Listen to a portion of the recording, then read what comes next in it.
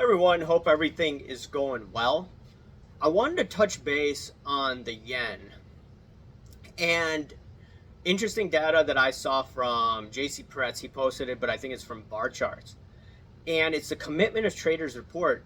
And what they say about the non commercials. So these are basically retailers, traders, and they are very short yen, more short than the period of 2007 to 2009.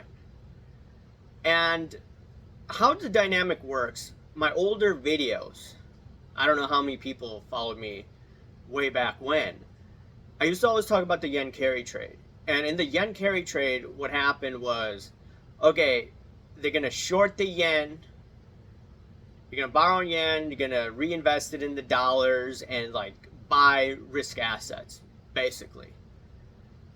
And that pumped up the markets, you could say from like 2013 onwards, like crazy.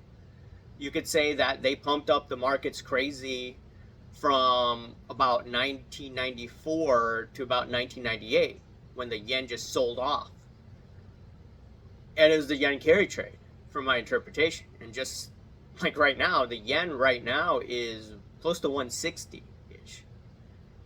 However, with the yen selling off like this and the non-commercials very net short yen, this trade, in my opinion, is going to reverse out because we're at extremes. And what would that mean for the foreign currency markets? That, okay, the yen carry trade is going to slowly unwind. And when we see an unwind, like we saw in 2007, 2008, bada bing, bada boom, whole system is de-risking and stocks are selling off. Now, right now, we don't see stocks selling off. I'm glad that I didn't start going all short in one of my accounts. One of the accounts, like I've said, it's a very conservative base account, like mainly treasuries, and then like 15% maybe in stocks. That's one portfolio. The other portfolio is very bullish, with the maybe one exception of the Russell Short. Russell Short, unfortunately, has not gone in my direction. But things like Tesla stock, I've just put on a couple weeks ago, 34 weeks ago. That's been doing well. Gold stocks have been doing well. Bitcoin has been a bit to the downside the past couple of months. However, I do expect that to pick back up for this blow off top to occur in all market and asset classes. This is just my opinion. I'm not telling you what to do.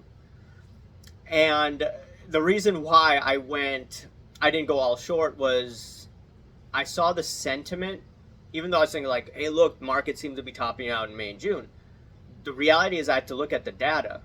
The data said that the market wasn't frothy based on sentiment. If you look at it right now, the CNN Fear Greed Index is, I think, 56.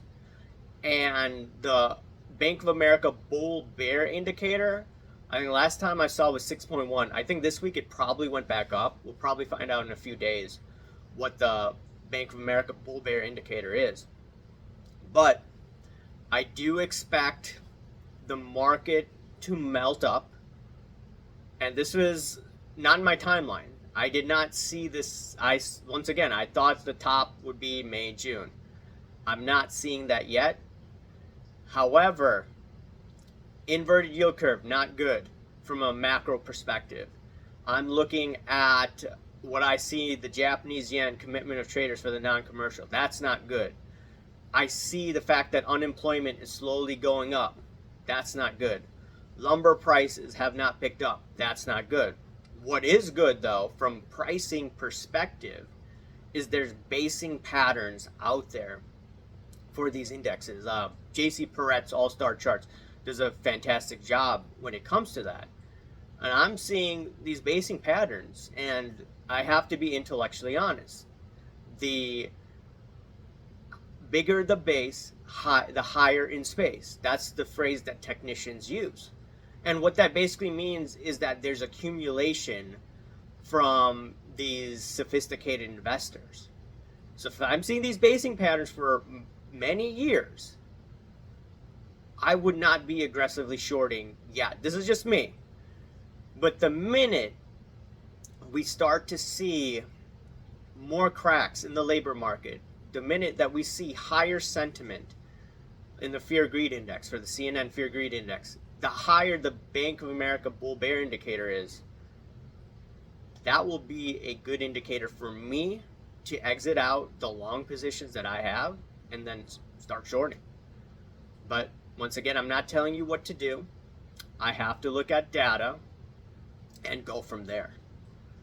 And I really want to short. I'm being completely honest. I really want to short the market based on what I'm seeing in the economy. However, the sentiment, unfortunately, is not there for me to do that. So I have to play the long position and be a little conservative in one of my other portfolios until the trend changes. So anyways, let me know your thoughts, and I'll talk to you later. See ya. Bye.